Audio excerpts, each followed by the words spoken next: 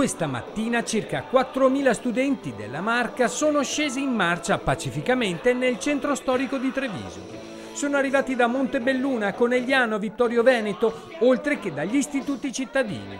Appuntamento alle 8:30 davanti alla stazione, poi il corteo si è snodato per le vie del centro. In Piazza dei Signori i ragazzi sono saliti sullo scalone del Palazzo dei 300, dove hanno appeso uno striscione per chiedere alla Regione Veneto la dichiarazione dell'emergenza climatica.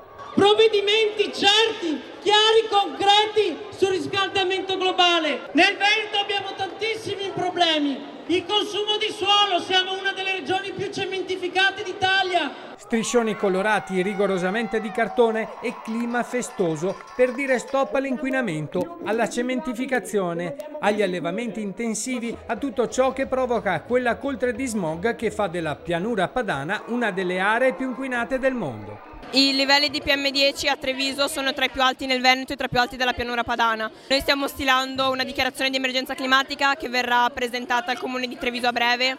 E ad affiancare i giovani che aderiscono al movimento globale della svedese Greta vi erano anche numerose famiglie, bimbi ed anziani. Manifestiamo per difendere il pianeta per i nostri figli e i nostri nipoti. Sì, abbiamo bisogno di far capire che il messaggio è questo, è importante e ci vuole sensibilizzare chi è indifferente. Con tutta la famiglia qui a sfilare? Assolutamente, lo dobbiamo ai nostri figli. Non vorrei che tra 30 anni ci dicessero «Mamma, dov'eri quel giorno?». Gli studenti protestano affinché l'emergenza climatica diventi una questione da affrontare subito e non da procrastinare all'infinito, e questo chiedono alla politica. Non bisogna arrendersi.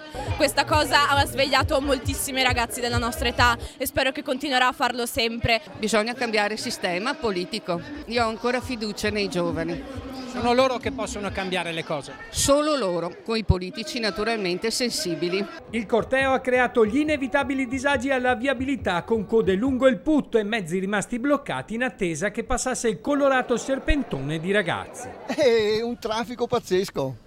Sul Putto era tutto bloccato? Dappertutto. Qualche momento di tensione è accaduto in via Cornarotta quando il conducente di un furgone, rimasto bloccato, ha inveito contro gli studenti cercando di passare. Tutto si è risolto con l'intervento della polizia.